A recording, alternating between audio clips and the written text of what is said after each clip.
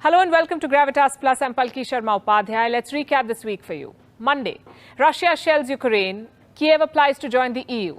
Tuesday, a Russian convoy amasses outside Kiev. Ukrainian President Zelensky calls on the West to impose a no-fly zone. Wednesday, Russia says Kherson has fallen to the Kremlin. An attack on Kharkiv destroys Slovenia's consulate building. Sweden accuses Russia of airspace violation. 143 countries vote against Russia at the United Nations. Thursday, massive explosions hit Kiev. The United Nations says more than 1 million people have fled Ukraine. Where did they go? Poland, Romania, Germany, Slovakia, Russia, Belarus. Do you notice the pattern here? With every passing day, this war is becoming bigger. With every passing day, this war is pulling in more countries. Here's a thought. Can you call this a world war? Is this World War III? A British news outlet has a legit page on World War III. Currently, it is flooded with news from Ukraine. In another part of the world, an African politician says that his continent needs World War III. Apparently, it will be good for Africa. Don't ask me how. How many of you recognize this man? He is Dan Quayle, a former US Vice President. He recently said that the world is on the verge of World War III. A geopolitics experts believe we are already in World War III. Here's what Russia has to say. World War III will involve nukes. That's Russian Foreign Minister Sergei Lavrov. The British Queen reportedly has a speech prepared for World War III. This is what it says. I have never forgotten the sorrow and the pride I felt as my sister and I huddled around the nursery wireless set, listening to my father's inspiring words on that fateful day in 1939. Not for a single moment did I imagine that this solemn and awful duty would one day fall to me, but whatever terrors lie in wait for us all, the qualities that have helped to keep our freedom intact twice during this sad century will once more be our strength. The speech was originally written in 1983. This was at the height of the Cold War. It was made public in 2013. The day Russia invaded Ukraine, World War III was trending on Twitter. Brings me back to my questions. Is this World War? And is this World War III? Let's place the current war against the definitions and checklists set by history. A world war is a war that involves the whole world, or at least the majority of it. World War I, for example, involved all of these countries. As we speak, only Ukraine and Russia are fighting. The rest of the countries are not on the front line. So history won't agree if we call the war in Ukraine a world war. But here's something else that history tells us. World wars often start small. Flashback 1914. On the 28th of June, Archduke Franz Ferdinand was assassinated in Bosnia. He was the heir to the Austro-Hungarian Empire. His assassin was a Serbian nationalist. A month after the assassination, Austria-Hungary declared war on Serbia. A domino effect followed. Let's pull that map once again. Initially, only these countries were at war. More joined next year. And the year after, the United States joined the war. By 1918, almost all countries were fighting. But it all began with just 2 countries and 1 assassination. So that was World War I. What about the Second World War? Flashback 1939. Germany invades Poland on the 1st of September. 2 days later, Britain and France declare war on Germany. Once again, it has a domino effect. Before you know it, the whole world is fighting. At least 50 million people are dead. Again, it all began with one country invading another. So outbreaks need not be massive for a war to pull in more countries. Even a war between 2 countries can escalate and become a world war. World wars have clear alliances. Prominent countries are divided.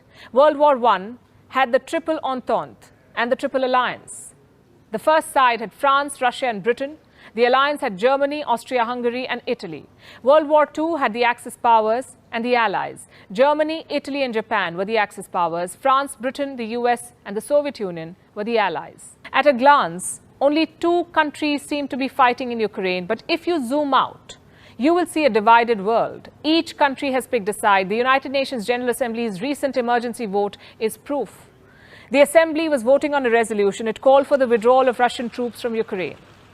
Voting for the resolution meant voting against Russia and in favor of Ukraine. 141 countries voted in favor of Ukraine. The list includes the United States, the United Kingdom, Canada and Australia. 4 countries voted in favor of Russia: Belarus, North Korea, Syria and Eritrea. 35 countries abstained.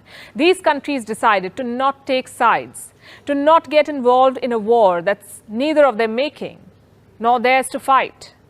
America, too, was in a similar position during the First World War. Initially, it kept out of Europe's war. This was until American interests started bleeding. Things changed rapidly in 1917. The war had entered its 4th year. Germany had launched a naval blockade of the UK. German U-boats or submarines were placed in key trade routes and tasked with sinking ships carrying essential supplies and raw materials. The idea was to starve Britain into surrendering. Between March 16th and 18th, German submarines sank 3 US merchant ships. There was heavy loss of life. US President Woodrow Wilson decided to declare war on Germany. Back to the war in Ukraine. Here's what's happened in the last 1 week alone. On the 2nd of March, an Indian student was killed in Ukraine. The same day, Slovenia's consulate building in Kharkiv was bombed. On the 3rd of March, Sweden accused Russia of airspace violation. The same day, Ukraine said it is welcoming foreign fighters. On the 4th of March, Russia put the entire continent in danger by attacking a nuclear power plant. Will countries be left with no option but to join this war if their interests or their own people continue bleeding? NATO is already prepared for an escalation. It has beefed up deployment in Eastern Europe. But France maintains it is not at war with Russia, at least not yet. This was the 3rd of March. The same day, French President Emmanuel Macron got on a phone call with Russian President Vladimir Putin. Putin told Macron that he wants entire Ukraine. Macron came out of the 90-minute phone call and declared that the worst is yet to come. What exactly will the worst look like? Will it be a large-scale European conflict or a wider armed conflict involving countries from around the world?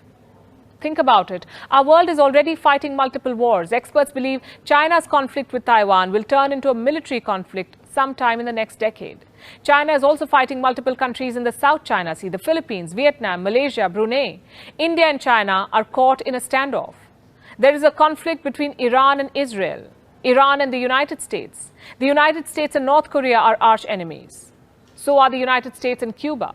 There is also a war in Syria, a war in Yemen. Israel and Palestine are fresh out of a bloody battle. The United Arab Emirates was recently hit by missiles. It is hard to rule out that countries or non-state actors will seize on a distracted world and pursue their geopolitical dreams.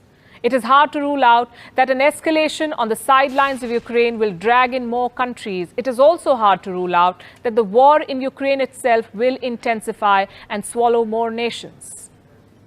Lavrov was right when he said World War III will involve nukes. 9 countries are said to have nuclear weapons today: the US, Russia, France, China, the UK, Pakistan, India, Israel and North Korea. In total, there are 13,000 weapons. Enough and more to wipe out our world. Russia has put its nuclear deterrent team on alert. The US has postponed the scheduled test of its ballistic missile. Why? Perhaps to avoid sending a wrong signal. Our world cannot afford to go to war. Earlier this week, a campaigner from Ukraine confronted British Prime Minister Boris Johnson. She claimed NATO was afraid of World War III, but said the war had already started.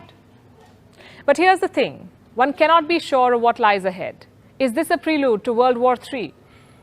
Is this the end of the post-Cold War era? Or is this Cold War II? That last question was put to US President Joe Biden. A journalist asked him, are we seeing a new Cold War? It depends, said Biden. From where I'm sitting, I see ample signs of a new Cold War. There are 2 clear sides, one led by the US, another by Russia. Then there are countries that have chosen to stay out. There is talk of a possible world war, signs of an escalating conflict. And I see a president who refuses to back down. Well, one thing's for sure, whichever side our world swings, we are entering an entirely new era of geopolitics.